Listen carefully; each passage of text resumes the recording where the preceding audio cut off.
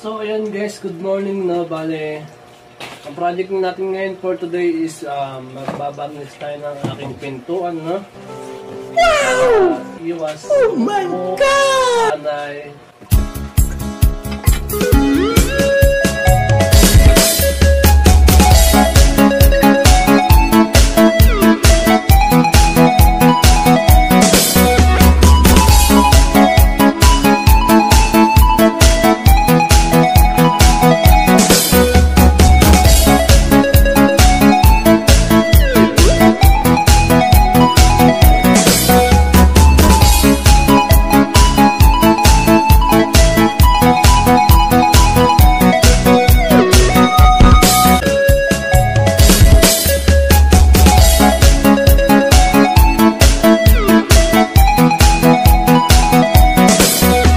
So yun guys, no, bali tapos na nga pala ang ating project for today's.